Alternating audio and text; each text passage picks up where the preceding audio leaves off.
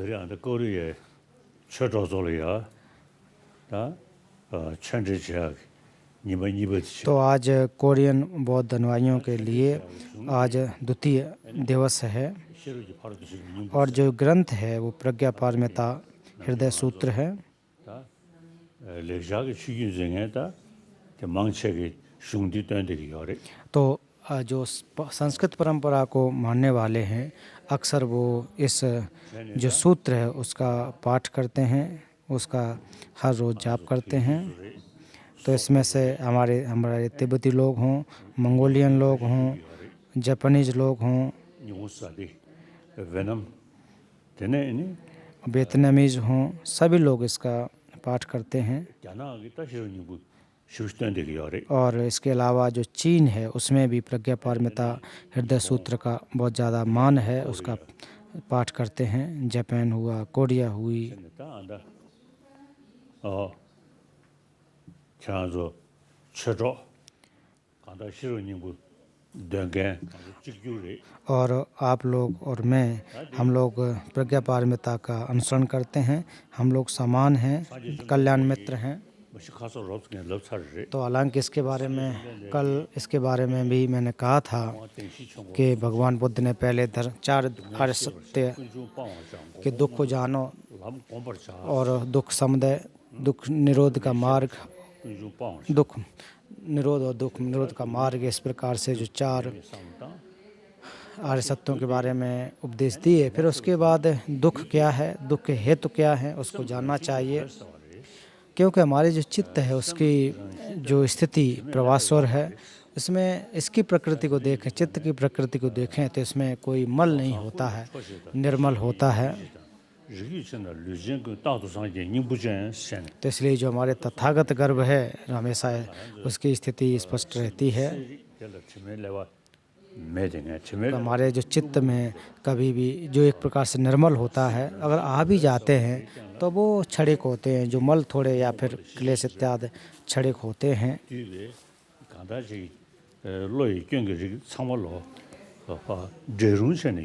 और जो भी हमारे चित्त के मल हैं उनको हटाया जा सकता है, नष्ट किया जा सकता है।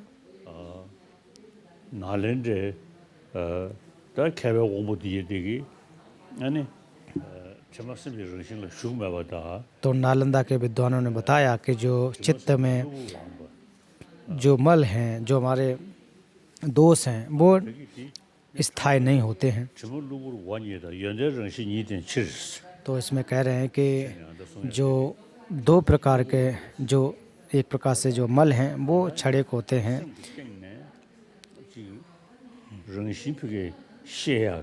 और जहाँ तक चित्त के जो प्रकृति के उसके बारे में बात करें, स्वाभाविकता के बारे में बात करें,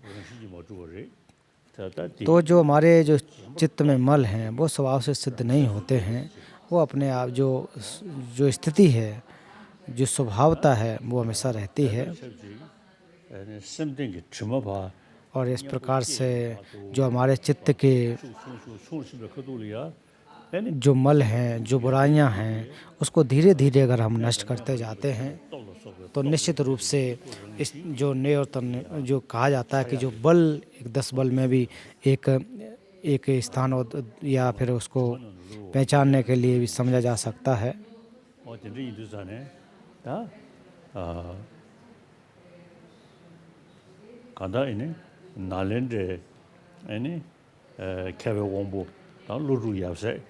तो नालंदा के विद्वान नागार्जुन इत्यादि तो उन्होंने कहा है कि जो हमारा चित्त है उसकी स्थिति एक प्रकार से निर्मल होती है।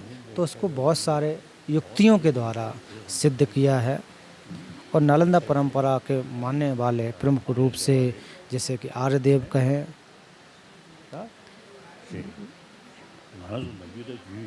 तो जो हम लोग जिनको पढ़ते हैं वो माध्यमिक अवतरण ग्रंथ है, वो चंद्रकीर्ति जी ने उसकी रचना की। तो हम लोग जब जो अपने मठों में अध्ययन करते हैं तो वो माध्यमिक और जो फर्चिन कहा जाता है उसका पढ़ते हैं।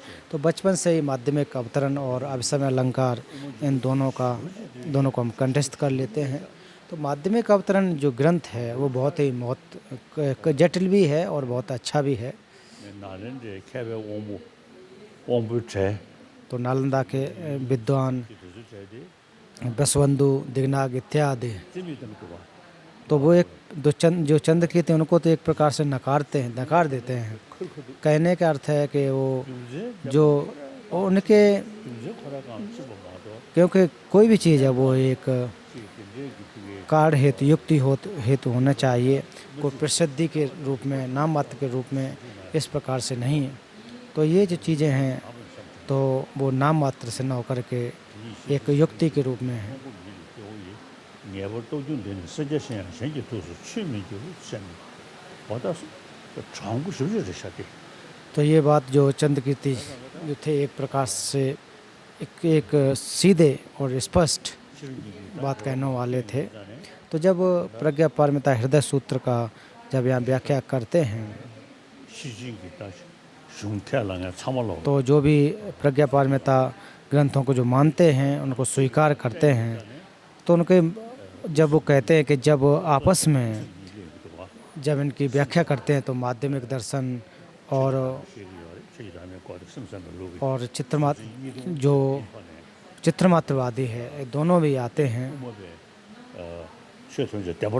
पर माध्यमिक दर्शनों के अनुसार कहे जाते हैं कि सारे जो भी धर्म है वो स्वभाव से सिद्ध नहीं है।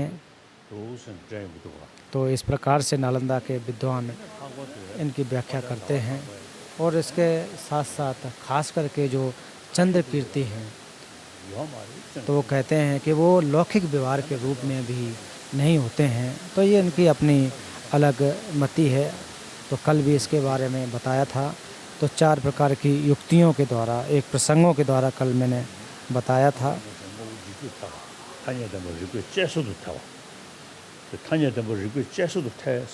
तो जो 4 प्रकार के एक प्रकार से प्रसंग, आर्य के समाहित अवस्था वस्तुओं विनाश के कारण बन जाने का प्रसंग हो जाना, व्यवहार सत्य युक्ति द्वारा परीक्षा कर पाने का प्रसंग, परमार्थ उत्पत्ति का निषेध न कर पाने का प्रसंग, धर्मों का स्वतः शून्य होने को उपदेश देना, अनुचित होने का प्रसंग, ये 4 प्रसंग थे। तो जो चीज़ों को भी हम देखते हैं जिस प्रकार से परिलक्षित होती हैं वो स्वभाव से सिद्ध नहीं होते हैं।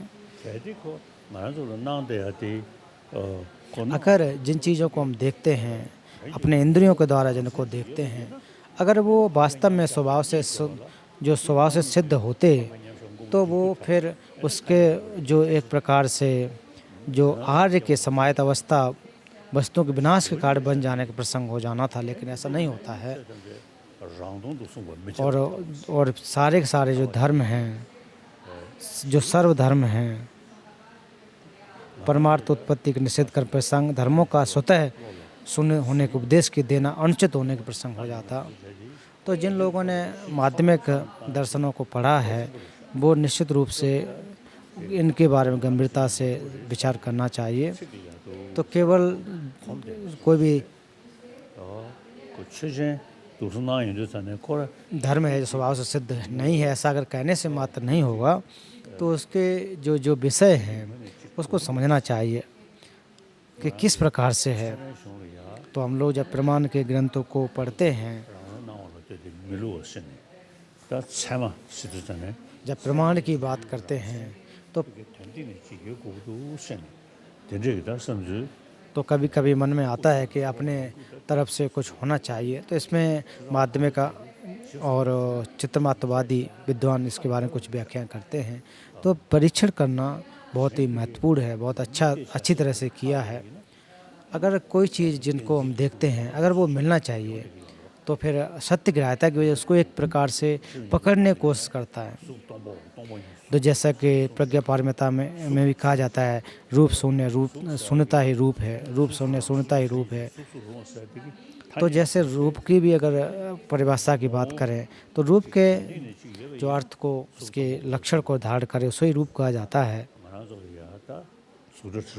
तो हम लोग रूप जो शब्द गंध इत्यादि का इससे हम लाभ प्राप्त करते हैं, अलग अलग में प्राप्त होते हैं। अगर इनको हम परीक्षण करते हैं तो वो परीक्षण के दौरान ढूंढने से नहीं मिलते हैं, इनकी स्थिति स्वतंत्र स्थिति नहीं मिलती है। तो इसलिए रूप शून्यता ही रूप है। शून्यताई रूप है, रूप से शून्यता पृथक नहीं।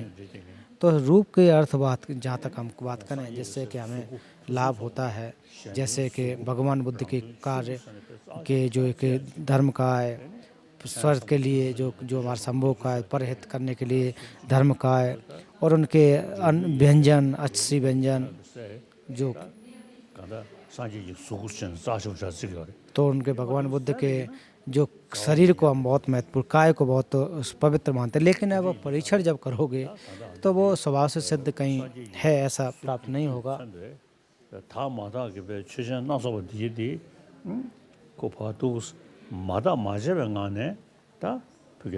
और बिना परीक्षण किए तो बहुत चीज़ें प्राप्त होती हैं, उनसे लाभ हानि होती है, लेकिन जब परीक्षण करेंगे तो वो कोई उसका स्वतंत्र सत्ता प्राप्त हो ऐसा संभव नहीं होता है। तो रूप शून्य है, शून्यता ही रूप है। तो इसका मतलब ये नहीं है कि कोई चीज़ नहीं है, बिल्कुल भी नहीं है। वो किस प्रकार से नाम मात्र से आरोपित है। तो जिस प्रकार से हम रूप शून्य है तो क्यों कहते हैं, क्योंकि ये एक आश्रित होकर के सिद्ध होते हैं। तो नागार्जुन ने भी इसके बारे में कहा है कि कोई भी चीज़ें प्रति समुत्पन्न है, जो भी प्रति समुत्पन्न समझेगा वही माध्यमिक दर्शन होगा, जो भी प्रति समुत्पन्न होंगे वही माध्यमिक दर्शन होगा। कि इसका अर्थ है जब आप इनको ढूंढोगे, परीक्षण करोगे तो स्वभाव से सिद्ध नहीं होंगे। जैसे कि हमारा शरीर है वो बिल्कुल नहीं, ऐसा नहीं कह सकते। वो किस प्रकार से है, नाम मात्र से है, आरोपित मात्र है। तो इस प्रकार से शून्यता के जो चार जो अंग हैं उनको उस रूप से समझना चाहिए।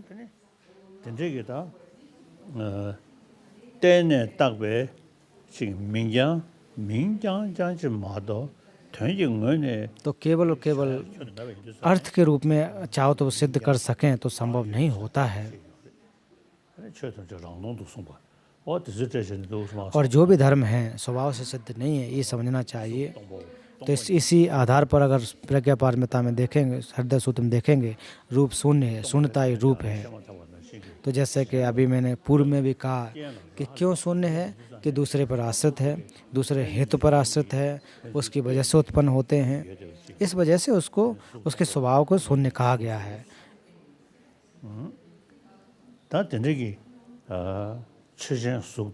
तो इस प्रकार से जो विषय है, एक रूप और शून्यता उसका, तो उनके दोनों, इनके रूप जो के रूप में देखे जाए तो एक जैसे हो जाते हैं, इसको विभेद नहीं किया जा सकता है। तो इसमें प्रज्ञा पारमिता की शून्यता के चार जो एक प्रकार से डायमेंशन को कहे जा रहे हैं, तो वो बहुत ही महत्वपूर्ण है।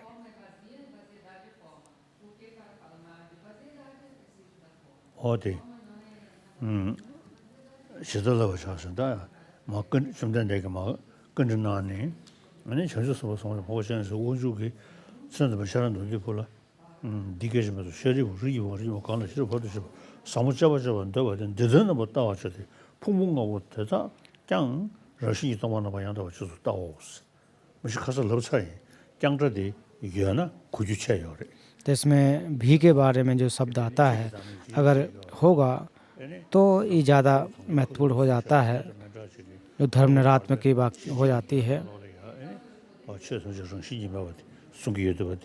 तो जो प्रज्ञा पारमिता हृदय सूत्र हैं उसमें भी कहा जाता है कि जो 5 स्कंद भी स्वभाव से सिद्ध नहीं है, स्वभाव से शून्य है, स्वभाव से सिद्ध नहीं है। तो मैं इसको एक बहुत जोर दे रहा हूँ। तो जोर इसलिए दे रहा हूँ कि जो चीनी भाषा में ये जो भी शब्द है वो प्राप्त नहीं होता है।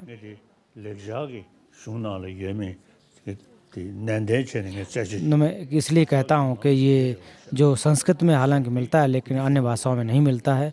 इसका अर्थ है, इसका अर्थ है, तो इसमें पुद्गल निरात्म और धर्म निरात्म इन दोनों के बारे में बताते हैं। तो किसको आधार बना रहे हैं? ये 5 स्कंद भी स्वभाव शून्य है ऐसे कहते हैं। तो इसमें कहा जाता है जो मैं है, मैं क्या है, 이 सुख समुद्र हुआ तो मैं इसको हटा सकते हैं। अगर स्वभाव सिद्ध नहीं है तो इसको हम एक प्रकार से हटा सकते हैं, क्योंकि हम लोग अक्सर धर्म निरात्मा, पुद्गल निरात्मा को एक प्रकार सत्य के रूप में मान बैठते हैं। तो इस वजह से जो हमारे पांचों स्कंद भी स्वभाव से शून्य हैं, ये समझना चाहिए। 최신 सुख तो जो इसका जो शून्यता के 4 डायमेंशन और विषय जो हमारा रूप होता है, तो वो स्वभाव से जब आप परीक्षण करेंगे तो कभी भी प्राप्त नहीं होते हैं। यहाँ तक कि आप भगवान बुद्ध के रूप को भी अगर देखना चाहें तो जो परमार्थ सत्य के रूप में प्राप्त करें तो प्राप्त नहीं कर पाएंगे। तो फिर आप देखेंगे कि आखिर इसकी किस प्रकार से स्थिति है, कैसे है, फिर भी प्राप्त नहीं होते हैं।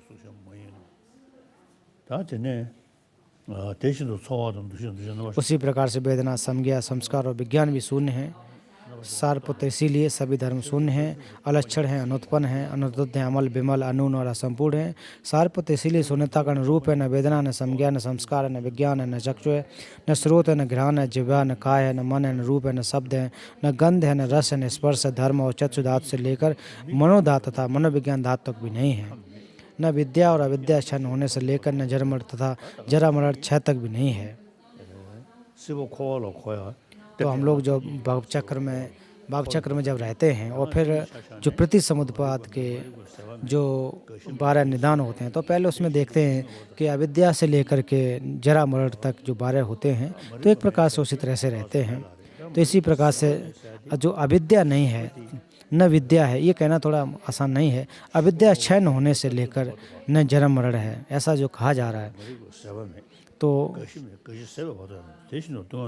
उसी प्रकार से दुख, समुदाय, निरोध तथा मार्ग नहीं है, न ज्ञान है, न प्राप्त और न ही अप्राप्त है। सारपुत्र इसीलिए बोध सत्य अप्राप्त कार्य से गंभीर प्रज्ञा पारमित आश्रित तथा चित्त आवरण रहित त्रस्त होकर नहीं होते हैं और विपरीत से कृतांत होकर निर्वाण को प्राप्त करते हैं।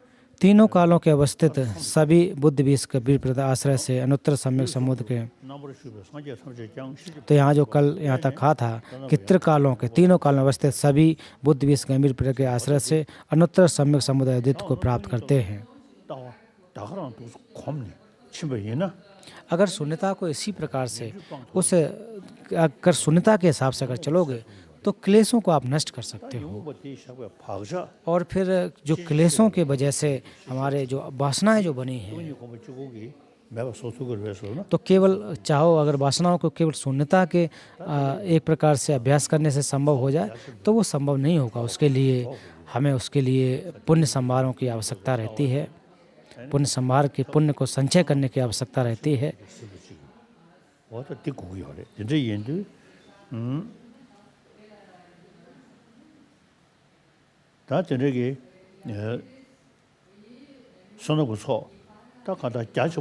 तो इसलिए पुण्य संभार जो बहुत हम अक्सर कहा जाता है कि पुण्य का संभार करना चाहिए, तो उसका अर्थ यही होता है कि जो एक एक पुण्य, तो जितना आपके पास ज़्यादा होगा उतना ही लाभदायक होते हैं। और उसके साथ साथ आपके जो उद्देश्य है वो इस प्रकार से होना है कि आकाश के समान जितने भी जीवधारी हैं उतना होना चाहिए, सबके लिए होना चाहिए। और जो भी आकाश के समान अनंत जीवधारी हैं उन सभी के लिए मैं हित करूँगा, परहित करूँगा। और इसलिए करूँगा क्योंकि बुद्धत्व की प्राप्ति इसलिए करूँगा क्योंकि मैं सभी का हित कर सकूँ। इस प्रकार का अगर आपके अंदर जो चित्त पैदा होगा तब जाकर के आपके मन में परिवर्तन होगा। तो ये केवल ऐसा नहीं है कि केवल कहते मात्र हैं, ऐसा होना चाहिए कि जब तक आकाश स्थित रहेगा तब तक मैं भी रहूँगा और मैं रह कर के सभी जो जीवधारी हैं, सत्व हैं, उनका हित करूँगा, इसलिए मैं बुद्धत्व की प्राप्ति करूँगा। इस प्रकार की अगर प्रेरणा कोई बनाता है और वो भी जीवधारियों को उद्देश्य बनाता है, बनाने के बाद निर्वाण की प्राप्ति की कोशिश करता है, तो निश्चित रूप से आप उस समय अगर आप जो पुण्य का संभार करोगे तो वो आपका जो पुण्य का संभार निश्चित रूप से लाभदायी होगा। अगर आप जीवधारियों को अपने हित में न रखें और पुण्य का और ज्ञान का अगर संभार करना चाहें तो फिर उतनी आपका लाभदायक नहीं हो पाता है। तो जहाँ तक पूर्व में मैं जैसे कहा कि जो बोधसत्व लोग होते हैं वो आकाश समान अनंत जीवधारियों के हित के लिए हमेशा हमेशा बोध चित्त का उत्पाद करते हैं, एक वो अपना मोटिवेशन बनाते हैं। 계속 앞에 내가 찍이네. तो भले ही आप पुण्य, भले ही आपके पास कम क्यों ना हो, लेकिन फिर भी उस पुण्य के आधार पर सभी जीवधारियों के लिए एक आप उद्देश्य बनाओगे, तो आपके जो पुण्य का संचय करने का तरीका दूसरों से कहीं लाभदायक, ज़्यादा लाभदायक होगा। 전에 다 실기 벌도 심어. 사무 동번이게다. 남들 곳은 치지 말라고 시도 놓더니 더 전주고 숨지 스버체네. तो इसको जो प्रयास जो है, प्रयास और प्रज्ञा, उपाय और प्रज्ञा दोनों के आधार पर करना चाहिए, और जो प्रज्ञा है वो शून्यता रूप प्रज्ञा का साथ होना चाहिए। तो हालांकि जो बोध चित्त के बारे में कल भी बताया गया था, तो ये बहुत ही महत्वपूर्ण है, बहुत ही लाभदायक होता है। 가소래. 심 상구치야 되다 가서 든두 춘제 तो जहाँ तक अपने मन को अच्छा रखना है, तो ये तो जानवर भी समझ सकते हैं, वो भी आप देख सकते हैं कि बच्चे, उनको जानवरों को भी देख सकते हैं, वो भी एक दूसरे से प्रेम करते हैं। तो लेकिन जो उद्देश्य जो है, जो हम लोगों जैसे एक उद्देश्य हो सकता है कि अनंत जीवधारियों का हमें हित करना है, तो ये जो मोटिवेशन है, आपकी प्रेरणा है, वो बहुत ही महत्वपूर्ण है, बहुत ही गंभीर है। ये दूसरों से हट करके होता है, और जितना ज़्यादा आपका उद्देश्य परहित का, जितना ज़्यादा आपका जो उद्देश्य जो मजबूत होगा, गंभीर होगा, उतने ही आपकी जो स्वार्थी चित्त है वो कम होता जाएगा।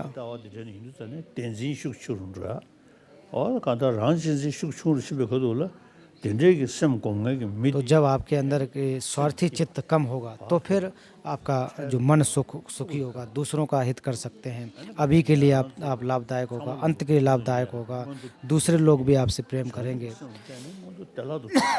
और तो बोध चित्त का उत्पन्न करने के बाद ही आप दूसरों का हित तुरंत कर सकते हैं, जल्दी कर सकते हैं। इसलिए बोध चित्त की बार बार जो स्तुति की जाती है, बोध चित्त की में प्रणाम किया जाता है, तो क्योंकि इसके इतने गुण हैं। और भगवान बुद्ध ने भी जो बुद्धत्व की प्राप्ति की है, वो भी उन्होंने भी बोध चित्त को उत्पन्न किया। तो हम लोग भी हर रोज़ यही कोशिश करते हैं कि हमारे मन में जो शांति मिले, सुख शांति मिले, और अच्छा चित्त बने, परहित रूपी चित्त बने, और हम लोग अपने पूरे जीवन में मित्र और शत्रु बहुत सारे आते हैं, तो कोशिश यही होनी चाहिए कि उन लोगों का हम लाभ कर सकें। और जो हमारे मन को जो विचलित करते हैं, वो हमारी आसक्तियाँ होती हैं, क्लेश होते हैं, तो इनके बारे में अगर हम सोच सकें, इनके बारे में समझ सकें, तो जो आसक्ति जो पैदा होती है वो धीरे धीरे कम हो जाएगी। और फिर कुछ चीज़ें जिनको हम नहीं चाहते हैं, अर्थात जिनको हम शत्रु कहते हैं,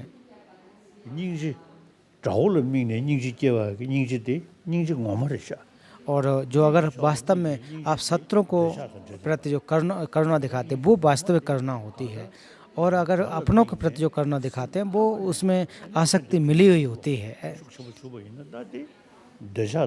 तो इसलिए अगर जितना हो सके आपके अंदर जो अभ्यास कर सकें, तो वो आपकी जो करुणा है वो वास्तविक होगी। तो हालांकि बहुत सारे जीवधारी होते हैं, अलग अलग प्रकार के जीवधारी होते हैं, तो इसलिए हमारे जो शत्रु है उसको महत्वपूर्ण मानना चाहिए, बहुत ही हमारा कृपालु ऐसा मानना चाहिए। इसके बारे में बोधचर्यावतार में कहा जाता है कि जो बोध चित्त का अभ्यास करते हैं, तो धैर्य का अभ्यास करने के लिए जो शत्रु है वो बहुत ही महत्वपूर्ण है, और जो हमारा शत्रु है वो कल्याण मित्र के समान है। तो हमेशा कोशिश यही करनी चाहिए कि जिनको हम बुरा मानते हैं, वो उनको एक कल्याण मित्र के रूप में माने, बोध चित्त का उत्पाद करें। इससे मन में एक प्रकार से तसल्ली प्राप्त होती है, इसलिए बोध चित्त जो है बहुत ही महत्वपूर्ण होता है। तो मैंने कल भी कहा था कि बोध चित्त का अगर अभ्यास करना चाहते हैं, तो जो सप्त हेतु फल की व्यवस्था है उसके द्वारा किया जा सकता है। लेकिन गंभीरता के रूप में देखें वो आत्म परावर्तन का जो तरीका है वो ज़्यादा महत्वपूर्ण माना जाते हैं। तो तिब्बत के गुरु लोगों ने वो आत्म परावर्तन के जो चित्त जो बोध चित्त का उत्पाद है तो उसको प्रकाश ग्यासन चुगी और समूह चुग्यू तो उसको एक अलग से कहते हैं, एक चर्या के रूप में कहते हैं। और आत्म परावर्तन की जब बोध चित्त का उत्पाद करते हैं तो दूसरों से हट करके होता है और हम लोग इनको देख सकते हैं, इससे समझ सकते हैं। अगर दूसरों के हित के दूसरों के दुखों के बारे में नहीं सोचते हैं तो भवचक्र में रहकर भी आपको सुख की प्राप्ति संभव नहीं है। माफ़ करना, बुद्धत्व की प्राप्ति भी क्यों न कर लें फिर भी आपको सुख इतना लाभ नहीं मिलेगा।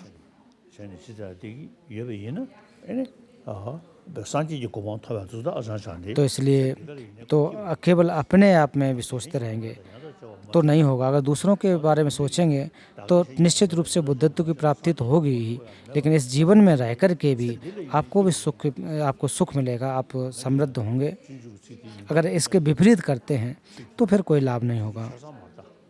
तो मैं जो बोधचर्या अवतार के बारे में कह रहा हूँ तो संपूर्ण बोधचर्या अवतार नहीं तो कुछ एक जो हैं जो श्लोक हैं बहुत ही महत्वपूर्ण हैं।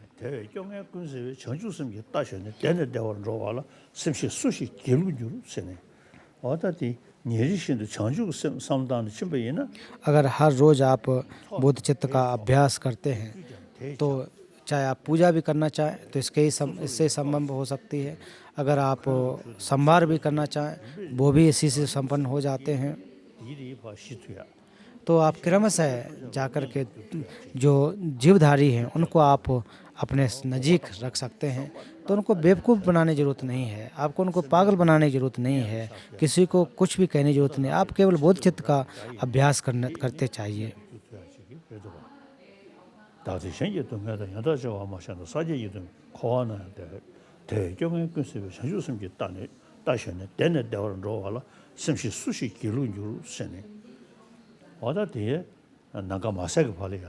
और ये तब तक कोशिश करनी चाहिए जब तक आकाश स्थित रहे और जब तक जीवधारी बने रहें और जब तक इस प्रकार की आपकी प्रेरणा बनी रहेगी तो निश्चित रूप से आपके अंदर की जो बुराइयां हैं वो नष्ट हो सकती हैं।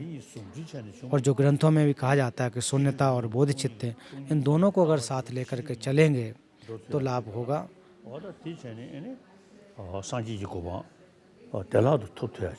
तो इसके माध्यम से आप निश्चित रूप से बुद्धत्व की प्राप्ति कर सकते हैं।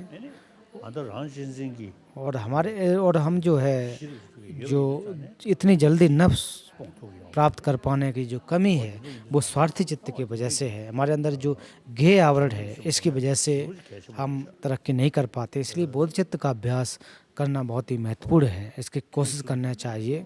तो इसलिए तीनों कालों में व्यवस्थित सभी बुद्ध भी इस गंभीर प्रज्ञा पारमिता का आश्रय से अनुत्तर सम्यक संबोध के अभ्युदय संबोधित को प्राप्त करते हैं। अतः प्रज्ञा पारमिता जो है एक मंत्र है, महाविद्या मंत्र है। फिर इसके बाद इसके जो लाभ हैं वो जो प्रज्ञा पारमिता हृदय सूत्र के जो लाभ हैं उसके बारे में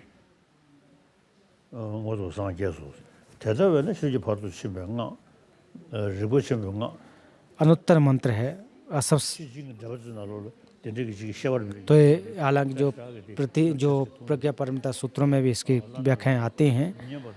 असमसम मंत्र है, सर्व दुख समन मंत्र है, अमिथ्या कार्ड, इसे सत्य जान लें। अतः तो अक्सर होता क्या है कि जो चीज़ें हैं उनको हम सत्य मान बैठते हैं।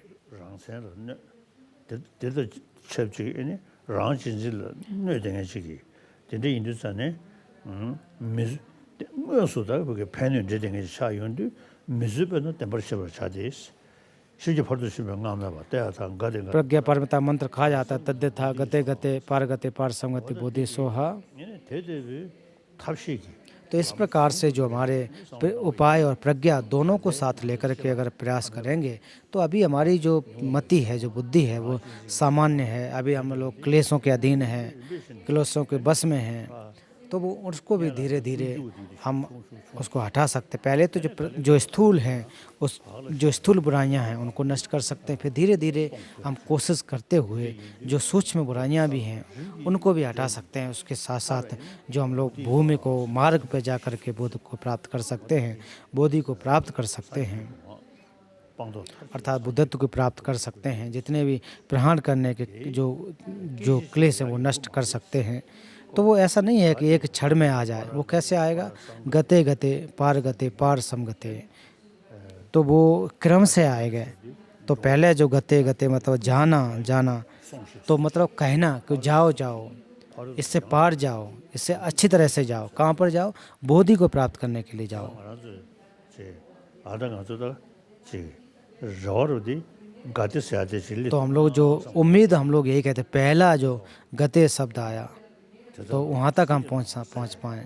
랑가라는 내가 교로 라시노 스승들다 멀리 되네 제가 봐 또도 다니 대배도 좀 고번로 다도 시안도 돼야지 에 다도 고번도 3대 이미지 조금에 발라 인지한 게었지 대공 디시 수지 상제 주전이 멀리 번호로 파버치 왕이지 얘는 딘지기다 탑시 송지기 베냐민 제 तो अगर आप निश्चित रूप से उपाय और प्रज्ञा दोनों को साथ साथ रूप से अगर अभ्यास करते हैं शुद्ध기 대여도 자수 तो जो बुद्ध के जो ज्ञान है, सागर रूपी ज्ञान है, उसको प्राप्त कर सकते हैं। 뽑아지 알수 तो ऐसा अगर आप कोशिश करते हो, बुद्ध चित्त का अभ्यास करते हो, तो मन में एक प्रकार से आत्मबल आता है।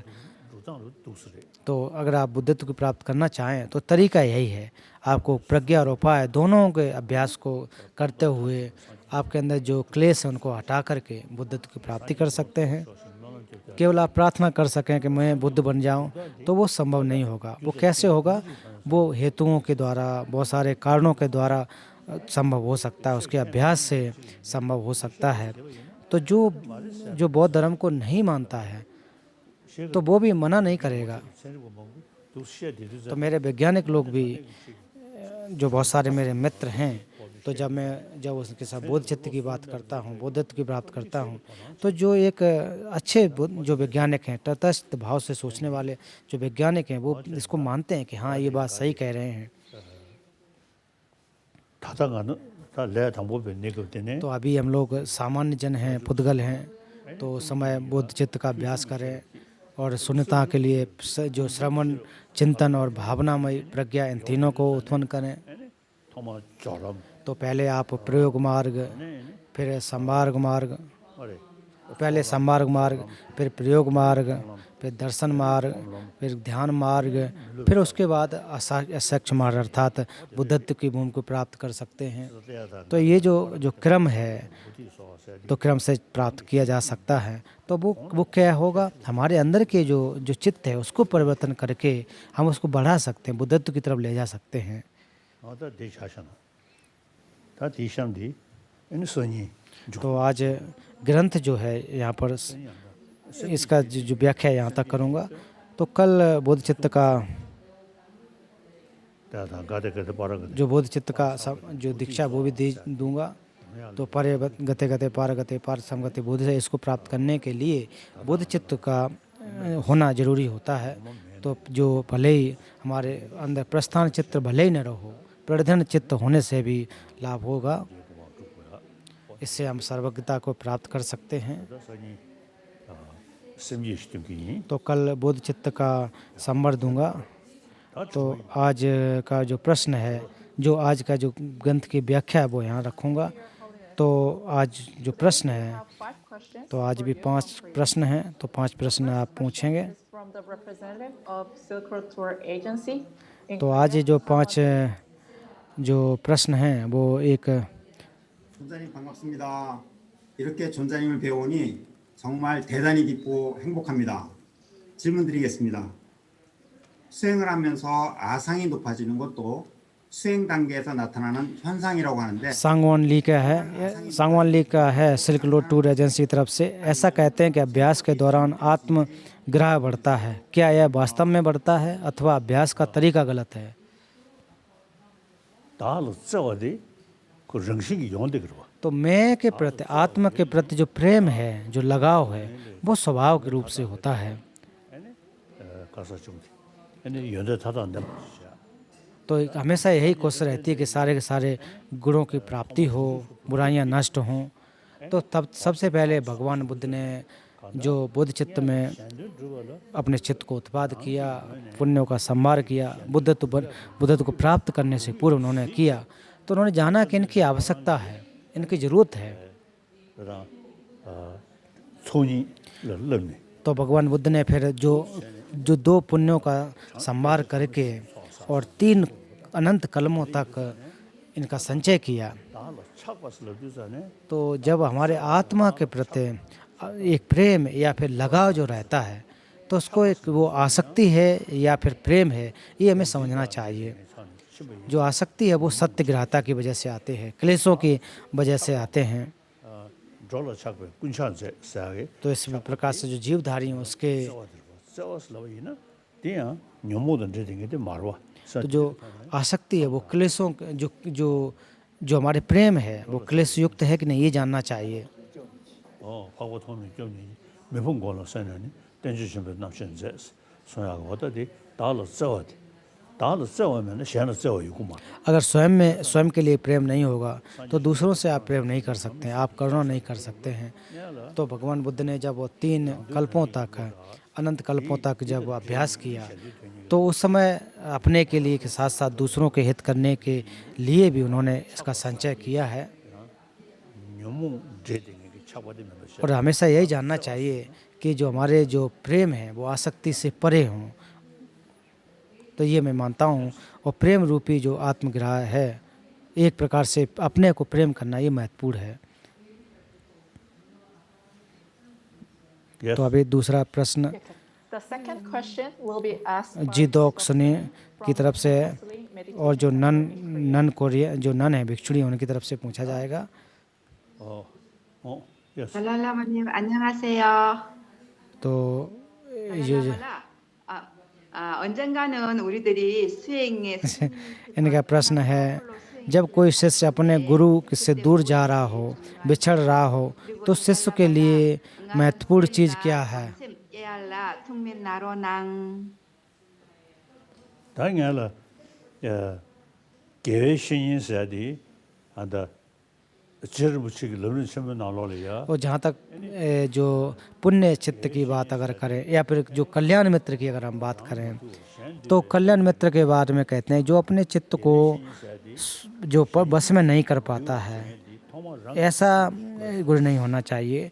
दूसरों के चित्त को परिशुद्ध करने से पूर्व खुद के चित्त को परिपूर्ण जो शुद्ध कर लिया हो, ऐसे गुरु होना चाहिए। और दूसरों का अगर प्रयास करोगे तो लाभ नहीं होगा। तो ये जो जेड रिम्पोछे ने लमरिन छिंपो में कहा गया है कि दूसरों के जो चित्त को शुद्ध करने से पहले खुद का शुद्ध होना चाहिए।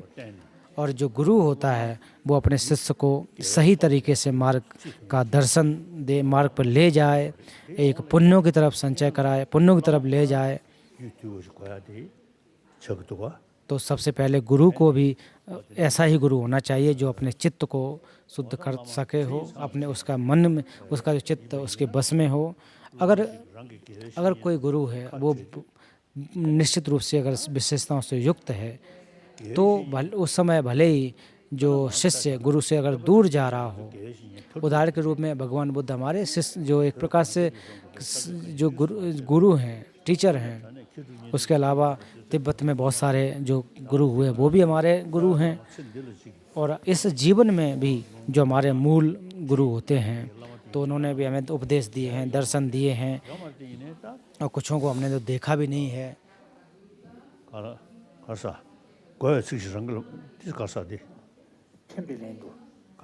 템벨랜드 진지 수원이 구에 나시 찔러 님바이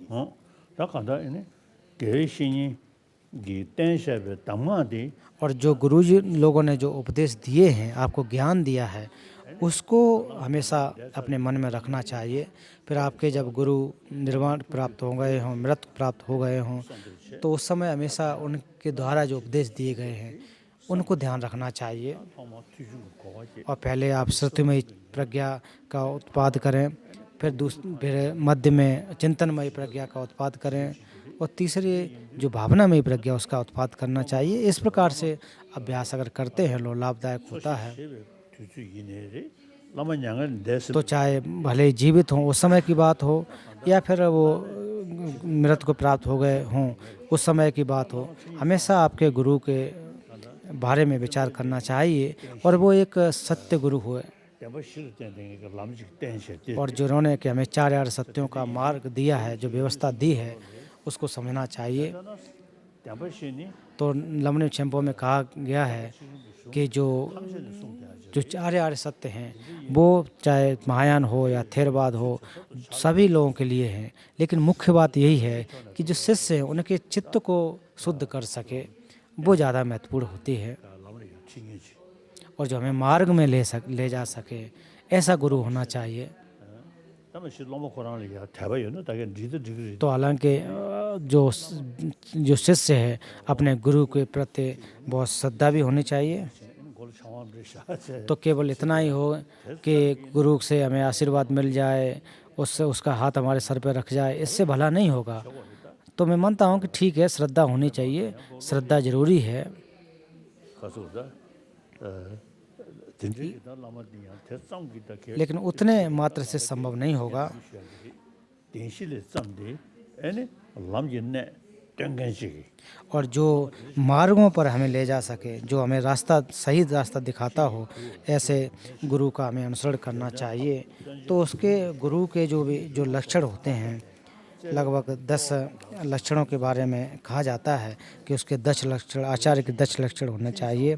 प्रशिक्षित होना चाहिए, शांत स्थापित करना, स्वयं में श्रेष्ठ, प्रयत्नशील, सिद्धस्ना विद्या में निपुण, शून्यता का ज्ञान, कुशल वक्ता, शिष्यों को स्नेह करने वाला, अथक परिश्रम करने वाला, ऐसा होना चाहिए। lama chune tama तो जब गुरु जीवित हों उस समय उनके समक्ष रह कर के उपदेशों को प्राप्त करना, तो ये ठीक है, ये आशीर्वाद प्राप्त करना अच्छी बात है, लेकिन menga chi sa so chi उनके द्वारा जो प्रवचन दिए गए हैं वो बहुत ज़्यादा महत्वपूर्ण हैं। उनका अभ्यास कैसे करना चाहिए, tene chime na she to ya और इस जीवन के जो विचार हैं और आने वाले जीवन में किस प्रकार से जाया जा सकता है, ये कैसे आ सकते हैं, ये होने चाहिए, ये जानकारी होनी चाहिए। वो केवल अपने हित के लिए नहीं, जो अनंत जीवधारी हैं, जो dige ke shin उन सभी का हित कर सके, इस प्रकार के हमें आचार्य की आवश्यकता है, गुरु की आवश्यकता है। तो जो पूर्व में अगर इस प्रकार के कोई गुरु हो, सबको हित किया हो, तो निश्चित रूप से उसका हमें, lama dyun sa to और फिर गुरु के बारे में हमें प्रार्थना भी करनी चाहिए, सप्तांग पूजा करना चाहिए। तो बहुत सारे तौर तरीके होते हैं।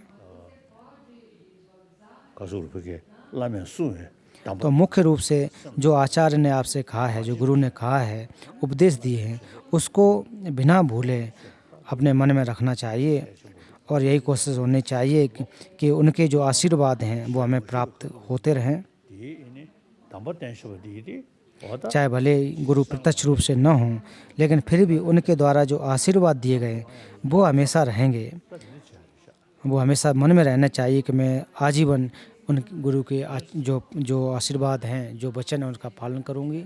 The next question will be asked by Korean artist Yang Suk Kim. तो अगला प्रश्न कोरियन के जो आर्टिस्ट हैं यांग सू किम, उनके द्वारा है। तो उनका प्रश्न है, परम पावन जी को प्रभावित करने वाली कोई कला है क्या, अगर है तो वह क्या है। 감동 받으신 적 있으신지요? तो ये आर्टिस्ट हैं, तो कह रहे हैं कि आपको किसने प्रभावित किया है। sorry go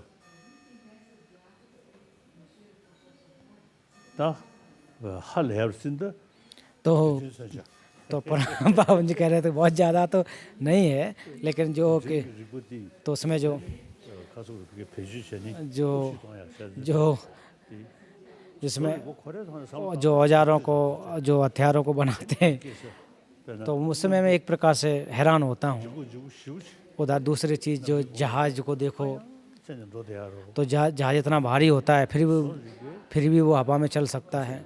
तो जो हमारी जो शल्य चिकित्सा जो विद्या रही है वो बहुत महत्वपूर्ण है, लेकिन उसके साथ साथ उसके द्वारा कुछ बुराइयां भी जो हथियार बनाए गए हैं वो नुकसानदायक हैं, उससे दुख पैदा होते हैं। तो विश्व में जो शल्य चिकित्सा जो शल्य विज्ञान जो व्यवस्था है तो वो ज़रूरत है, लेकिन जो इसका उपयोग करते हैं, जो बनाते हैं, उनको हमेशा यही कोशिश करना चाहिए कि दूसरों के हित के लिए बना रहे हैं या नुकसान के लिए, ये कोशिश करनी चाहिए। तो आप जितना ज़्यादा विकास कर सको अच्छी बात है, उससे लाभ होता है, लेकिन आपका उद्देश्य अच्छा होना चाहिए कि हम लोगों के हित के लिए बना रहे हैं। और अगर आप आसक्ति, क्रोध, ईर्ष्या की बस में करके बनाते हो तो ठीक नहीं। तो उदाहरण के रूप में कोई अगर मान लीजिए चाकू बनाते हैं, तो चाकू बनाते हैं तो वो सब्जी काटते हैं, उसको एक अगर काटते हो दूसरे को मारने के लिए उपयोग करते हो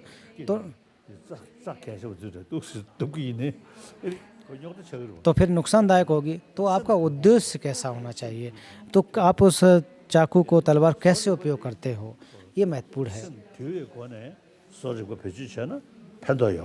अगर आप अपने चित्त को परिशुद्ध करके आर्ट का उपयोग करते हो तो लाभदायक होगी। अगर उसको एक आसक्ति और क्रोध बस उपयोग करते हो तो वो एक हानिकारक होते हैं। उदाहरण के रूप में जब हम ग्रंथों को पढ़ते हैं, जब हम ग्रंथों को सीखते हैं तो जितना ज़्यादा हम सीख सकें, तो कभी कभी ऐसा भी होता है कि कभी कभी लोग घमंड भी पैदा कर लेते हैं, और कोई अगर करता भी है अध्ययन करके अगर क्रोध उत्पन्न करता, कहता मैं तो बहुत जान गया हूँ, तो ये बुराई है। इस प्रकार का नहीं होना चाहिए। जो आपने अध्ययन किया है, तो अध्ययन करने का अर्थ है कि आप अपने चित्त को शुद्ध करें, फिर दूसरों को आप लाभ दें।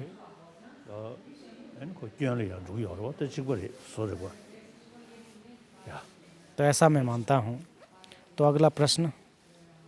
The first question is also from Korean artist. तो ये भी इन्हीं का प्रश्न है कि एक कलाकार के लिए किस प्रकार से दूसरों की खुशी और लाभ देना चाहिए। 심어주기 위한 예술가의 마음자리는 어떠해야 하는지요?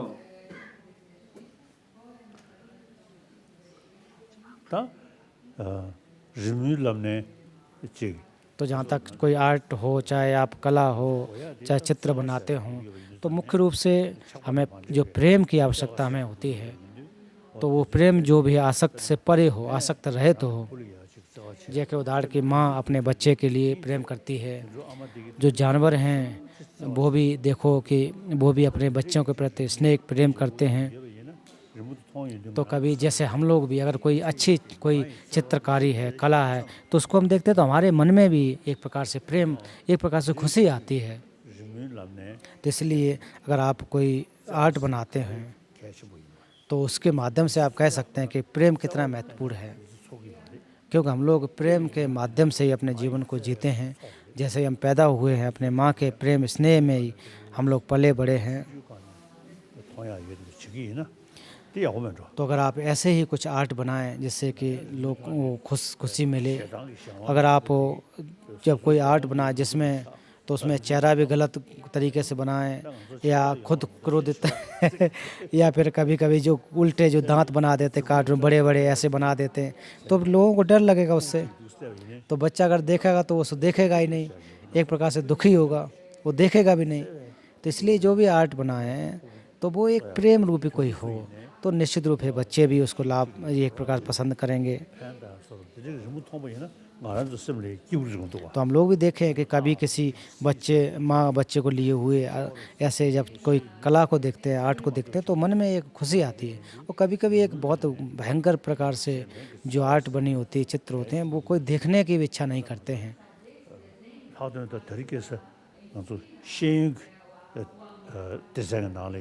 तो आजकल हमारे जो शिक्षा है उसमें प्रेम को डालना बहुत ही महत्वपूर्ण है। प्रेम रूपी विषय है जो उनको पढ़ाना चाहिए, और उसके आधार पर अगर आप कला के द्वारा, आर्ट के द्वारा अगर बना के दे सके तो ये लाभदायक हो सकता है, ऐसा मैं मानता हूँ। The last question of the day is और from आज का अंतिम प्रश्न जो सुजिन सुनीम एबोट योंगहानसा बिहार के हैं, जो महाबिहार है, उनकी तरफ से प्रश्न है। 두 가지만 질문 드리겠습니다. समाज में परिवर्तन की वजह से बौद्ध परंपराओं की विनय के नियमों में परिवर्तन करने की कोशिश कर रहे हैं, इस पर परम पावन जी का क्या मत है? 차이가 있습니다. 후래 중생들이 어떻게 तो कह रहे हैं कि समाज में परिवर्तन हो रहा है, लोग कह रहे हैं कि विनय में भी कुछ परिवर्तन करना चाहिए, तो आपका क्या विचार है? 두 번째로는 티베트에서는 스님네들이 어떠한 계를 받아서 스님이 되는가 두 가지에 대해서 질문 드리겠습니다. 감사합니다. 어야. 다 나도 저분이 디가는 여대왜 왜 취유다 소소소래 로동자 그런 게 다가다 매 라마 고모 तो इस दुनिया में जो एक प्रकार से देखा जाए तो हजारों वर्षों की अपनी अपनी परंपराएं हैं, चाहे मुस्लिम धर्म हो, जो ईसाई धर्म हो, हिंदू धर्म हो, अपनी अपनी परंपराओं के अनुसार पूजाएं करते हैं, प्रार्थनाएं करते हैं। तो लेकिन हम जहाँ तक भगवान बुद्ध के अनुसार अगर बौद्ध धर्म के अनुसार अगर कहें तो बौद्ध धर्म में भी जो उसके जो श्रद्धालु हैं, जो मान्यता वाले लोग हैं, तो कुछ लोग ऐसे हैं जो कहते हैं कि को ध्यान जो बहुत महत्वपूर्ण है, और जो सत्यमयी प्रज्ञा और चिंतन, तो कुछ लोग इसको मानते हैं, प्रज्ञा को मानते हैं, कुछ लोग ध्यान को प्रमुख मानते हैं। तो अलग अलग तरीके हैं, अलग अलग व्यवस्था है। तो एक बार जब मैं जापान में था तो उस समय वहाँ के मठ में गया, बुद्ध विहार में गया, तो वहाँ पर बातचीत हम लोगों ने की। तो उनसे एक प्रकार से मैंने उनसे कहा कि इस बिहार में केवल ध्यान का जो सेंटर रहे ऐसा ही करें उतना उचित नहीं होगा। आप लोग भगवान बुद्ध के जो वचन है उसके ऊपर एक वार्ता करें, संवाद करें, तो वो ज़्यादा महत्वपूर्ण होगा। ऐसा मैं उनसे कहा कि हम लोग भगवान बुद्ध के शिष्य हैं, तो कुछ लोग केवल ध्यान के ही करते हैं, इसको ही मान्यता देते हैं, तो अच्छी बात है, करना चाहिए। लेकिन फिर भी हमारे जो क्लेश हैं, स्वार्थी रूपी जो चित्त है, जो स्वार्थी चित्त आया है, वो हमारे प्रज्ञा के द्वारा नष्ट हो सकता है। स्वार्थी रूपी जो चित्त है उसको हटाया जा सकता है, और केवल ऐसे ही बैठे ना, कुछ भी ना हो तो फिर कोई लाभ नहीं होगा। तो हालांकि इसके लिए जो आपके स्थूल एक प्रकार से क्लेश, उनके लिए तो लाभ हो सकता है, लेकिन जो क्लेशों के जो जड़ है, मूल है, उसको हम नष्ट नहीं कर सकते हैं। तो इसके लिए आपको प्रज्ञा रूपी ज्ञान की आवश्यकता, प्रज्ञा की आवश्यकता है। उसके द्वारा हम समझ सकते हैं कि स्वार्थी चित्त की क्या हानि है और परहित के जो चित्त है उससे क्या लाभ है।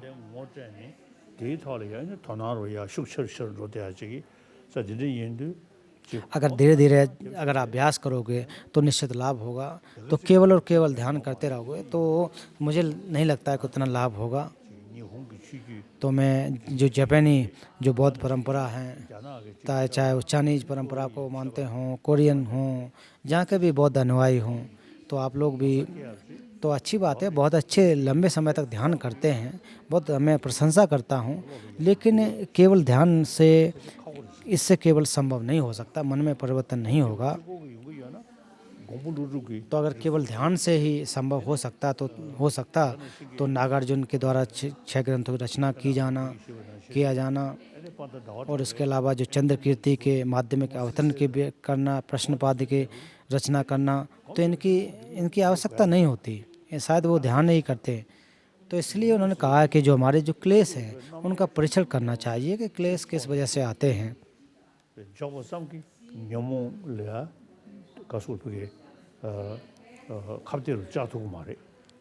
तो केवल ध्यान जो है हमारे क्लेशों को नष्ट नहीं कर सकते हैं।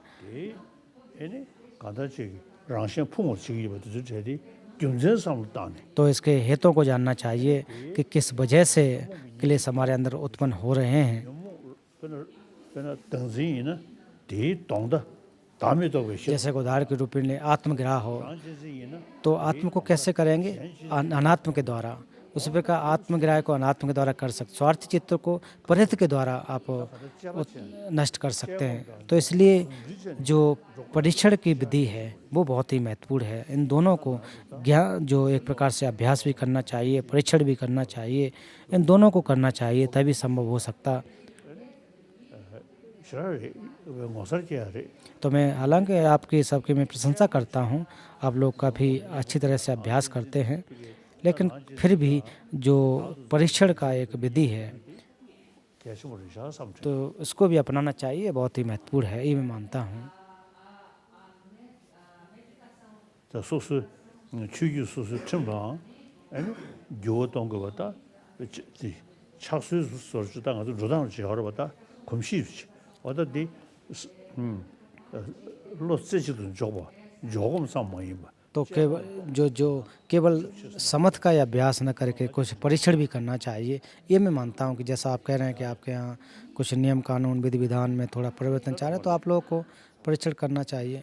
थैंक यू तो आज का जो प्रवचन यहाँ समाप्त होता है और कल पुनः मुलाकात होगी। tomorrow I am going to 가서 라선이 and ditch 심지치 तो कल बुद्ध चित्त का उत्पाद कराऊंगा। ditch शंकेमिदो तो कल के लिए यही है। तो बहुत बहुत धन्यवाद। कल पुनः मुलाकात होगी।